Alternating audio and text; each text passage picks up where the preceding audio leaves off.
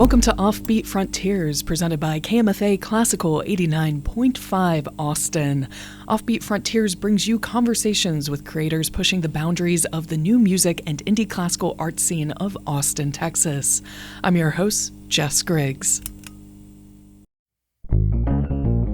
Today we're over at Flitch Coffee talking with Abby and Isaac of Austin Unconducted. We discuss everything from their curatorial process to their democratic structure. I hope you enjoy our conversation.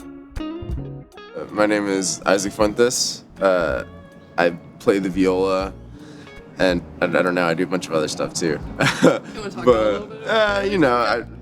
Mostly music things, but I perform, and then I also do my own music production, and I make clothes as well, just creatively. That's Very cool. all. Abby Beorin, and I am a violinist, teacher, artist, mentor. I'm kind of going off of that individual line of questioning. Can you describe to me what your own personal philosophies are about art and or music? That's big, man. You can go as big or as small as you want, yeah. The first thing that comes to mind for me is art is meant to be shared, and I love connecting people together to experience it and to make music together. Those are my most meaningful artistic moments. Yeah, if it's like teaching, it's helping a student like overcome some sort of performance thing and really learn how to enjoy doing that and dig into music. And when it's with colleagues or my own performance, like just that connection and that collaboration, those are the things that really get me like sparkly and like sparkle out of joy for me. It's interesting because I definitely think that I agree with what Abby said. Like, I think the sharing is super important for me, but also like I think the sharing with other people is really important to me too. But it's also just like art in general, something that kind of just makes me feel normal, I guess. Yeah. Is there specific types of art making that you really kind of find comforting, or certain genres? Yeah, I have to go back and forth. Like, I think music is like, ever since I was a kid, was like so important to me that it has like a real like spiritual soul nurturing essence to it. Yeah. But like that is really intense, you know? Sure, yeah. And like also when it's your job, like it's extra intense. Sometimes I'd need to like get away from that, and that's why I started making clothes. Actually, is just because like I wanted something that was like so unrelated. I could do it with my hands, and I could like not worry about anything, and there's like no wrong answers, you know? Sure, yeah. Are these jeans that you make? Yeah. Heck yeah. Yeah. Very cool. My gnarly jeans. Your gnarly jeans. Yeah.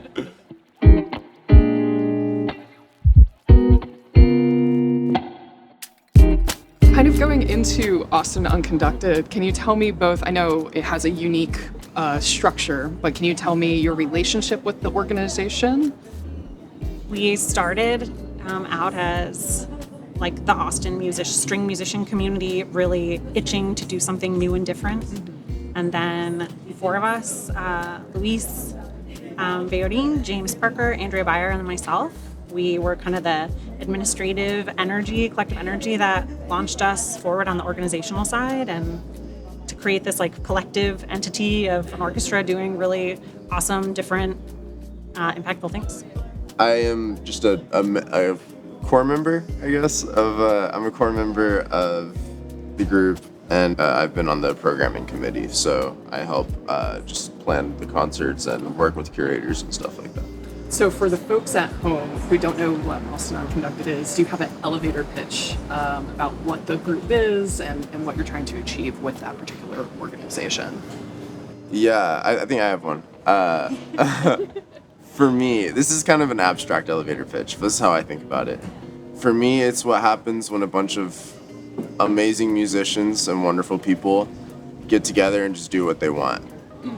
And what that looks like is super different every time, but that's kind of generally what happens, I think. I don't know. You might have a more Couldn't have said better. I think that's great.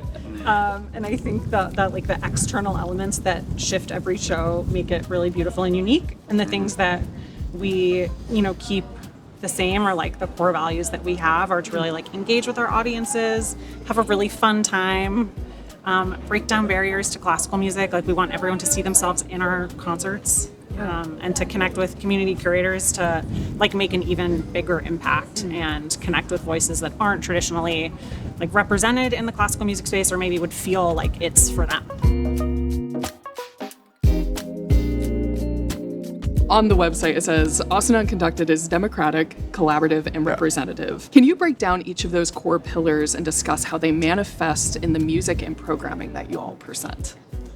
Democratic has to do with our systems, which we're in our third season, so we're still developing them, but as much as we can, like having the voice of every musician guide all the decisions. Yeah, and that's like throughout the whole process. Like, the co-founders are definitely like the main brain keeping things running. Anytime there's a decision coming up, like a larger one or a smaller one, anything where the whole ensemble is pretty much included. And then that goes all the way down to like, musical decisions and where we all kind of decide things together and everything's kind of a conversation. Yeah, so it's kind of just like everyone has a voice at like pretty much every stage. And we do like town halls and meetings and yeah. We were talking a little bit before. You guys have moved over to Slack. Do you do a lot of like chatting? Do you have a lot of like polls that happen? Like what, like pragmatically, like what does that look like? A lot of like different DM threads and like just like way too much of. It's really hard to get a lot of people on the same page. Sure. Yeah. But it means like a programming committee side channel, and it means for the upcoming show, most of our core musicians are playing, but a couple can't. So having just a channel for that, and then we have a co-founder channel so we can work through things. Very and cool. Then of course the space is open. There's a fashion channel because we have a different dress code for every show. Very cool. Yeah. And do you work on kind of a basis of like consensus building for programming, or is it majority based, like voting with like a majority? So for programming in particular, it's a little bit more of like a representative democracy. Okay. Or our committees are like voted on, and then it's kind of just on the committee to work with the curator to kind of do things. I think everyone's kind of figuring it out, like exactly what it looks like. Totally. I think we do have. There's like a feeling of like wanting to like involve everyone a little bit more, we do like surveys for our musicians after each concert, so like we kind of get to feel of like how they're feeling about things, what they liked about this, what they didn't like about that. So we are serving the larger group. Very cool. Yeah, and as a co-founder, have you seen that kind of morph and become more fluid, or have you seen certain trends with that type of representative democracy? Yeah, I mean, I think we're all just trying to make the systems more efficient. The very first show, just the co-founders figured out the curator in the program, and then there was definitely an overwhelming sense from everyone, ourselves included, that like everyone should be involved in those decisions. So just I think that natural evolution, and I imagine we'll continue to make a few tweaks now that we've had, I think, 2 concert sets with that programming committee in existence. Is that a mind shift for y'all as a musician coming in, being like, I need to now think about it from the board to these committees? Like, do you find it's hard to juggle, or is it like actually kind of a welcome relief to be like, no, I understand what's happening, there's a level of transparency, that kind of vibe? Really aim for transparency. Yeah. And when there isn't, the feedback from the like as a co-founder, the feedback from the ensemble usually makes it clear if we've kind of maybe missed a step or need to communicate something more efficiently. Yeah. And I like love and also trust that folks will like keep sharing those things as they come up. Yeah. Coming into it, like having not planned the whole origin of it, it feels so different than any other like ensemble I've played in. Sure. Because most other ensembles, it's like you're doing a job, you show up, you do your job, and you go home, and you don't say anything, and you're a good little boy. From the core of it is so like everyone just cares about each other, It's very like musician centered and wanting to prioritize like what musicians want and what each other wants. Yeah. It feels just like so much more humanistic and like a real experience, and it is like a lot to juggle, I think, and I don't even juggle as much as you do. Nowhere near, but it feels so much more worth it than like it feels easier in the sense for me at least, it feels easier because it's like, okay, this is so worth it because the concerts are so amazing and like I get to be around these people and I learn so much every single time. And so it's like all the like things that might be annoying about that or tedious or difficult like are like, okay, that's just a given that we're gonna do this. You know? Sure. I totally agree. It is a lot to juggle. Sure, and I think the more roles that folks take on, like I think it just adds layers of difficulty or detail. Yeah. But the payout is amazing. Do you feel like there's more buy-in with a lot of the members because people are more maybe invested in that admin side of things, on the planning side of things, as opposed to what you're saying, like you show up, you're a good boy, yeah, you play, you get your check on the stand, and then you're like, okay. bye. Yeah. I think so, and I hope so. Yeah, That's what absolutely. we're going for. Totally. And so we like the reason for the surveys and the town halls, and we've started doing like a coffee hang where we meet quarterly just to like check in on the issues that like the co-founding team is chatting through or the programming committee, and like just talk about it with whoever wants to come. Yeah. So we're trying to find those moments and just make sure that buy-in is there. Yeah, and I might be getting away from the question a bit, but I think that they've created such like a nice environment where like from the jump everyone's voice is really important, so that when we do actually get into rehearsal, like the musical process is so much more like immediately just like open and like it feels really stimulating, like less like in a lot of other when you're just going and being a good little boy at rehearsal, you're kind of just there playing your notes, you know. A lot of time you're doing your best, you want to try and make a good sound, but like I think from the start everyone is much more invested in the sound that we're making, and like it's a lot more important to everyone. And like for folks that maybe are new to us, we don't have a conductor, so that means that no one is standing there like keeping the pulse for you at the front of the room. You're all taking this collective accountability of like where the pulse is and how to be together and what musical decisions are made. And we do have systems like within the rehearsals to make that more efficient. Sure. And as smooth as possible, which we're still like excitedly working on. But yeah, I think it's there too.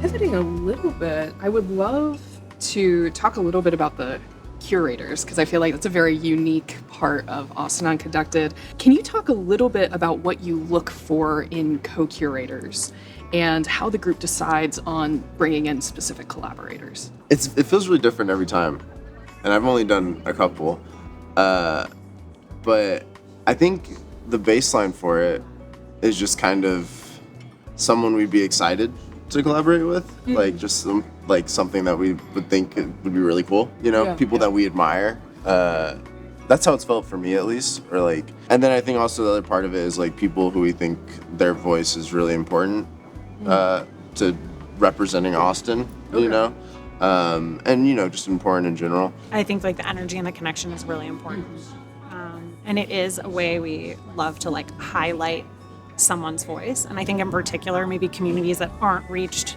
traditionally in classical music. I think that those are some of the most exciting collaborations to me, are folks that are like outside of what you might consider like a classical music sphere, and reaching out to like bridge that gap or engage that community, meet new people, build connection, and experience like classical music in a different way. Because classical music can be relevant. Classical music meaning like we're 18-string players and music that we would play. So whether a composer from like the 1600s or someone who's living today, like that's all encompassing for me. And so just bringing that, making that more relevant and using like the incredible community here in Austin to do that. I'd be interested in hearing maybe about the process around some of the past collaborators that you've had, because a lot of them aren't musicians themselves, and how their perspective manifests or helps create the program that you ultimately present at the end, if that makes sense. So our first curator was Coca Trevino, who runs Big Medium and has an art gallery here in Austin, is a totally incredible human artist.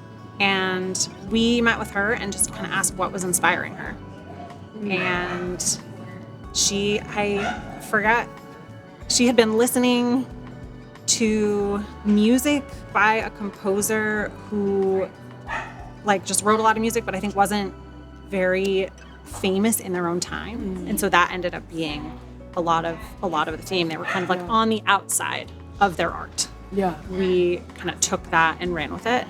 And so in that collaboration, we presented her with music and like helped kind of connect the dots on a program that felt impactful, both on like what was inspiring her in that moment and composers that folks wouldn't necessarily know but would be really excited to get to know.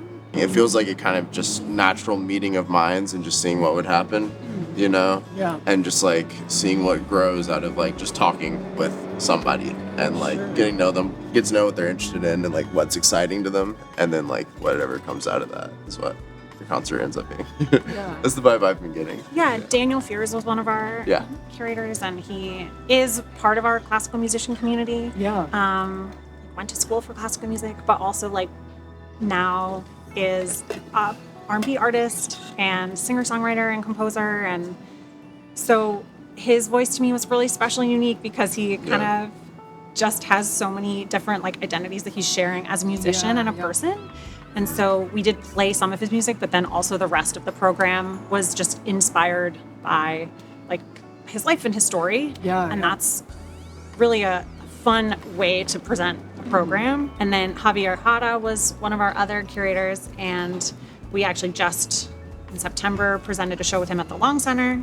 And he was another musician curator who many of us had played his music and in bands with him. And he had actually some like political inspiration for that program. We really just met with each of those people and like asked what was inspiring them. And then from those conversations, the programming kind of develops. And do you find that they're influencing other production elements as well? So like I feel like many of the shows that I've been to with y'all, there's, you know, sometimes projections, lighting, certain staging elements. Is that part of those conversations as well?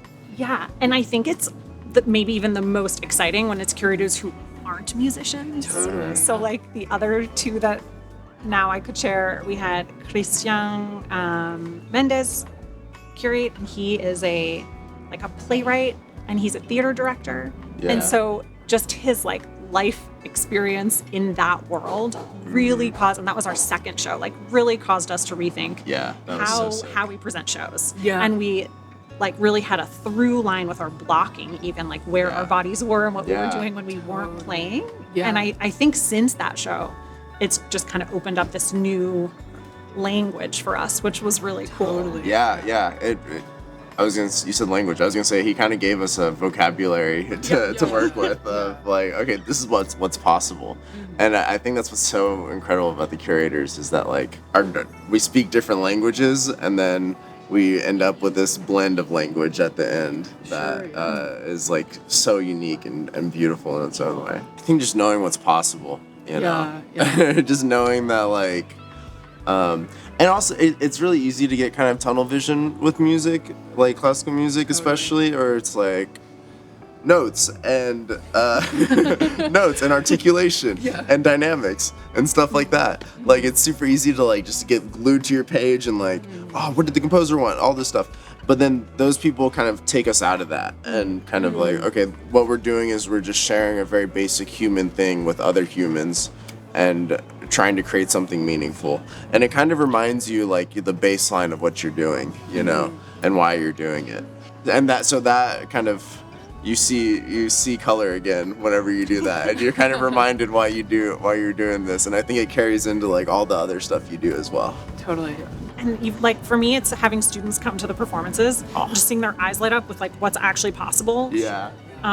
When often it can just feel like this is a thing I'm doing as a kid. But so just helping them connect like to the bigger why, I think inspires me as a teacher, and I hope inspires them as someone who's learning this art to see like, oh, like it could be really exciting and different, and I might like see myself in one of these composers in a way I didn't know that was possible, or wow, they like did something really weird and cool and I could do that, or oh, I could wear like this kind of outfit when I play, or like just something as simple as that maybe even. I think in our shows for a lot of my students have like kind of engaged their brain in a way that makes more sense to them.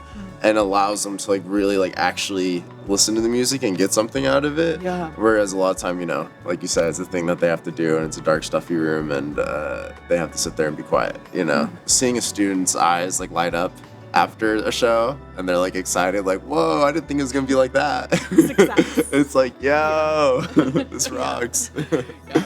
Like, you could be cool too, kids. Very cool.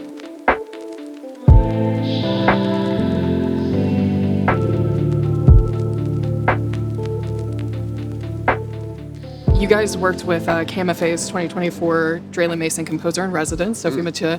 Sophie's piece is called Night Poem. Is there anything, when you were exploring that piece, anything that surprised you? That as you were uncovering, you know, that programming, this kind of, it sounds almost like an organic organism as you're uncovering this program. Was there anything that really stuck with you? Anything that surprised you in that planning?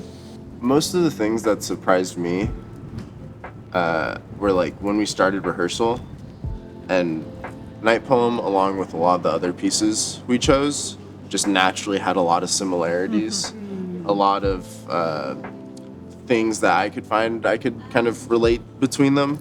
I felt there's a through line throughout the whole show of tiny and massive, and equating those two things. We had a couple of different pieces that zoom in on very specific tiny textures, or like describe really specific places, and then would zoom out and look at them and in a larger thing. I think Sophie's piece did that beautifully, where things were like really small and then they get massive, and it's all kind of beautiful in its own special way.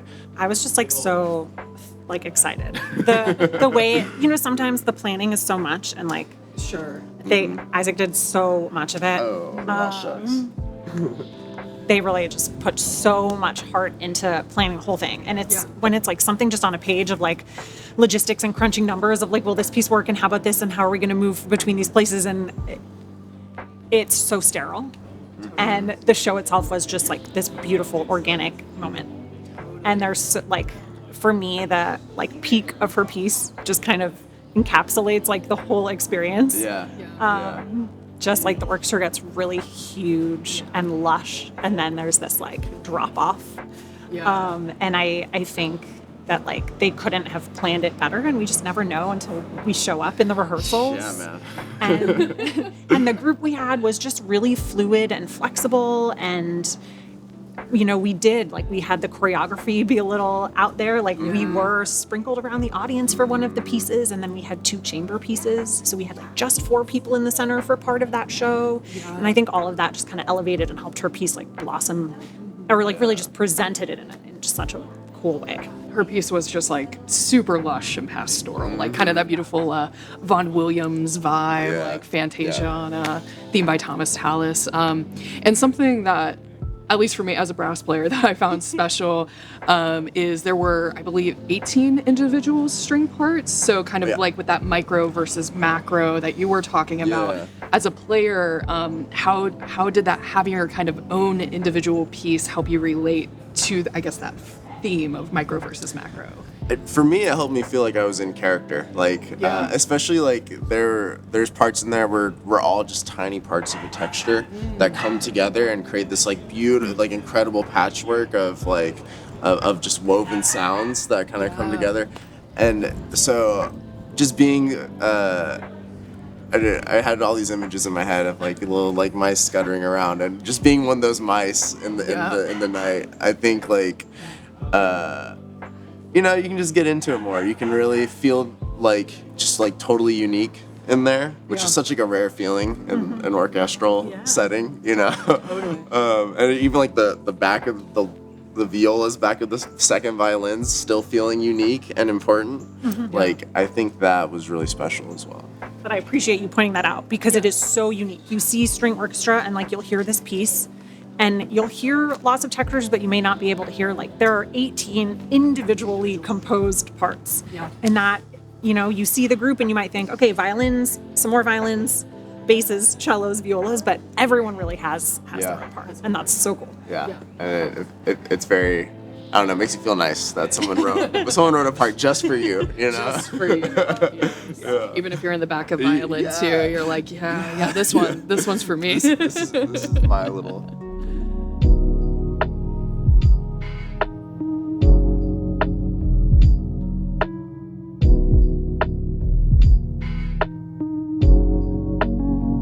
I would love to talk a little bit about your upcoming show, which I can't believe we're flying through the fall season.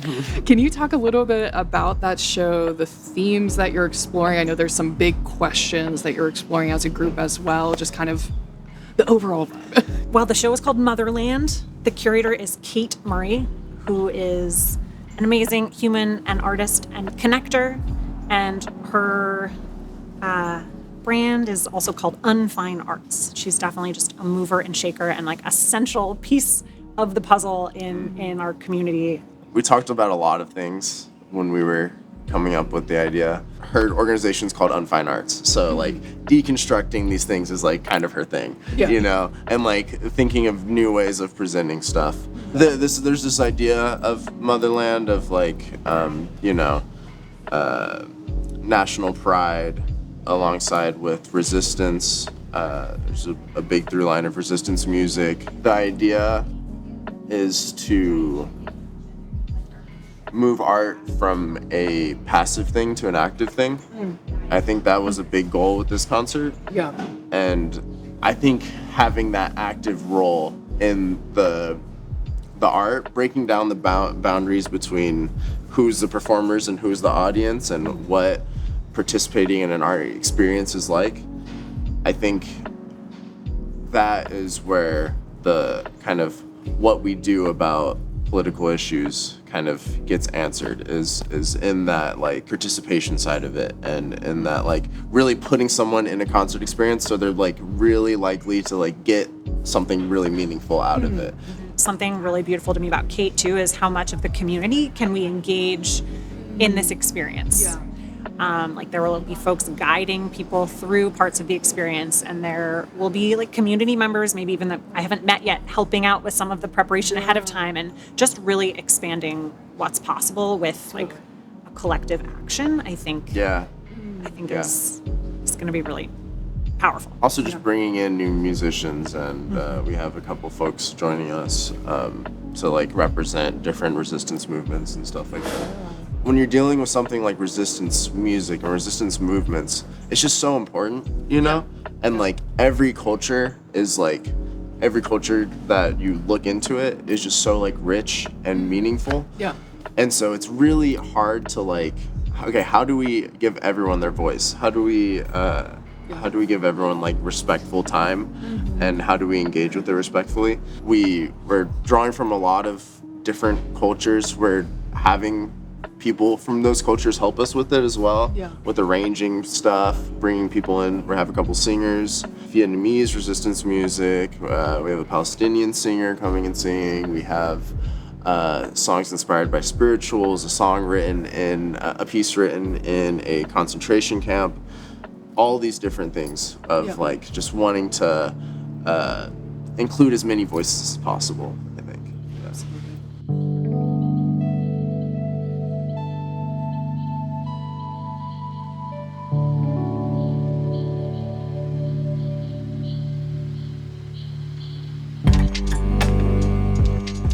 You can check us out at austinunconducted.org. And if you'd love to buy tickets for our upcoming event, you can find them there, or austinunconducted.org/events will take you right there. We're on Instagram, so give us a follow, and we can't wait to connect.